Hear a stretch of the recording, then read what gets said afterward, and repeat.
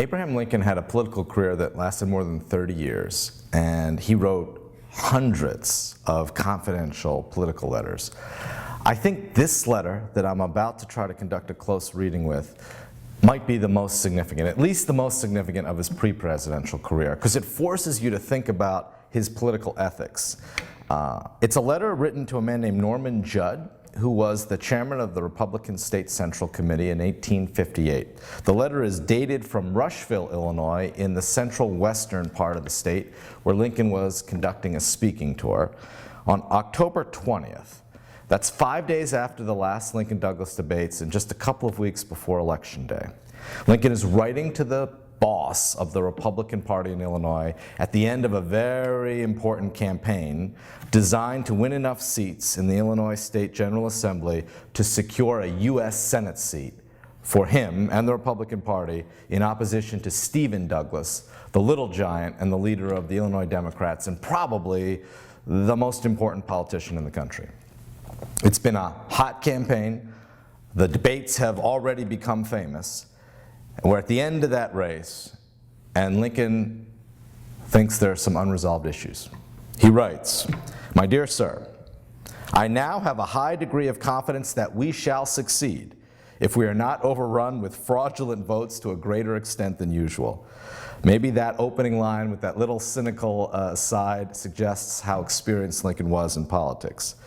He writes, "On alighting from the cars," meaning the railroad cars, "and walking 3 squares, meaning 3 blocks, at Naples on Monday, I met about 15 Celtic gentlemen." Now he means by that not the Boston Celtics, but Irish immigrants. And they had, according to Lincoln, black carpet sacks in their hands. Now that's a line that refers to their luggage. Black carpet sacks is a 19th century term for luggage. And what Lincoln is suggesting is that he saw Irish immigrants being transported by rail into a district that was one of the most important in the campaign. And since Lincoln and Judd were Republicans, and Douglas and the Democrats were the party of the Irish immigrants in Illinois, it's a warning sign that Lincoln is conveying. He writes, "I learned they had crossed over from the railroad in Brown County, but where they were going nobody could tell. They dropped in about the doggeries." Doggeries is a word we don't use anymore, but it means saloons. "And were still hanging about when I left. At Brown County yesterday, I was told about 400 of the same sort were to be brought into Schuyler before the election to work on some new railroad. But on reaching here, I find Bagby," meaning John Bagby, the Republican Party boss in Rushville, Illinois, where Lincoln is writing this letter, thinks that is not so. Now, this is an opening paragraph that doesn't seem entirely significant, but I actually think it shows one of Lincoln's great leadership talents. This is no longer a candidate who only speaks at the stump in the middle of great moral debates over the future of slavery. This is a leader who's almost like a detective, right? Following these Celtic gentlemen, learning where they came from, watching them when they go to saloons, discussing their plans and intentions with party bosses. He's asking questions, he's reporting information, he's noting contradictions. This is what we teach people to do as intelligence analysts. Lincoln does it by intuition. And he's engaged at the street level, high level of detail, and a mastery of the minute for a man who has been spending most of the campaign, you would imagine, engaged in the highest and most important form of oratory. Then he says, what I most dread is that they will introduce into the doubtful districts numbers of men who are legal voters in all respects except residents, and who will swear to residents and thus put it beyond our power to exclude them. They can, and I fear will, swear falsely on that point because they know it is next to impossible to convict them of perjury upon it. Now, you know, anybody who knows anything about election fraud, especially in states like Illinois, knows that these are references to the possibility that people will try to cheat and win elections by lying and by sending voters into areas where they don't belong in order to swing the final results.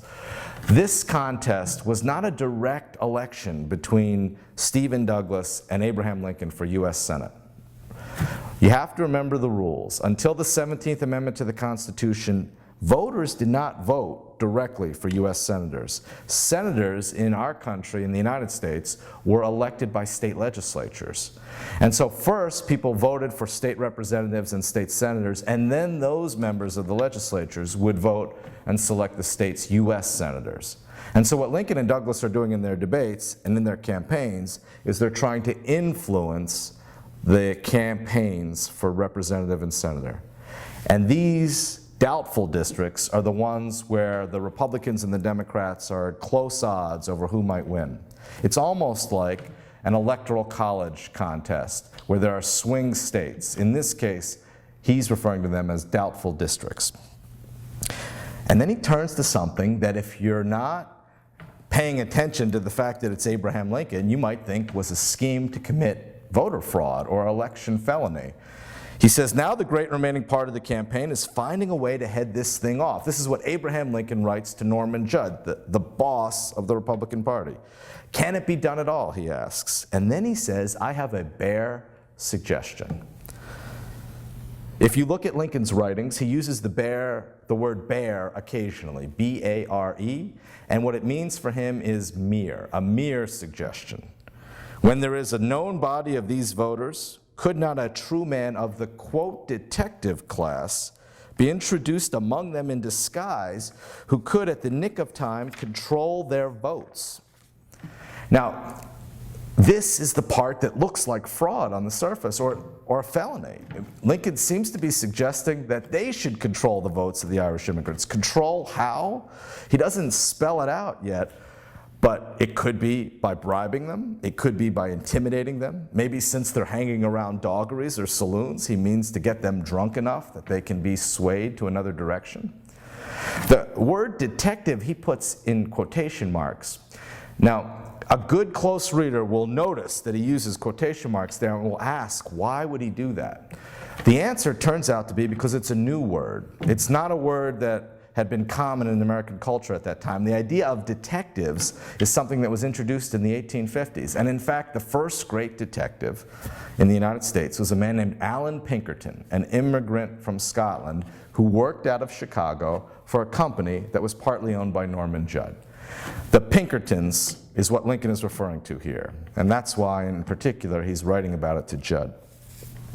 He says to Judd, think this over. It would be a great thing when the trick is attempted upon us to have the saddle come up on the other horse. To have the saddle come up on the other horse sounds like a very colloquial way of suggesting they want to commit the same kind of fraud that the Democrats are committing, but in reverse. And then he writes, I have talked more fully than I can write to Mr. Scripps. John Locke Scripps was originally from Rushville, where Lincoln was writing, but was also an editor of the Chicago Tribune and knew Judd very well.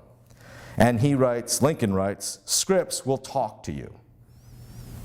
So when you add up all these circumstantial factors, the bare suggestion, the detective, controlling votes, the saddle coming up on the other horse, the fact that he's talked more fully than he can write, it all looks guilty.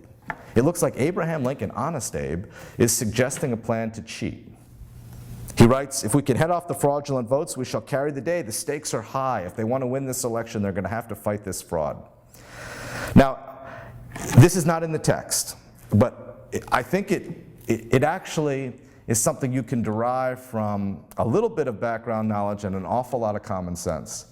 Remember, this is an election that's about swinging doubtful districts. It's not a direct contest between two candidates. Lincoln's detective, the man who's going to control these votes, these are voters who are not from the area. They don't know it well, and in fact, they're probably drunk. These voters, Abraham Lincoln is suggesting, can be taken from the polling place the Democrats wanted them to go to a different polling place, one that's not doubtful. Without committing any fraud, the Republicans could use a little trickery, in effect, to let these immigrant voters sent by the Democratic Party waste their fraudulent votes in a safe district. It almost doesn't matter whether it's a safe Republican district or a safe Democratic district. As long as they're voting somewhere outside of the key swing districts, these fraudulent voters won't affect the outcome. In that manner, I think Lincoln was suggesting a plan that was right up to the edge of what was ethical, but not a felony, not a form of fraud, and not a violation of his basic fundamental integrity. However, I can't prove any of this. This is one of the question marks historians sometimes face, and it's why a document like this is so intriguing. We understand that there's a lot going on here, but we don't understand exactly what happened because there's no other documents afterward to support it, explain it. We don't even know whether they executed Lincoln's plan. And none of these men, Judd, Scripps, Bagby, Lincoln, none of them talked about it afterwards. So we're left to contemplate this text given what we know about Lincoln and the circumstances of the time. It's a fascinating moment, one that should be better known in the story of Abraham Lincoln.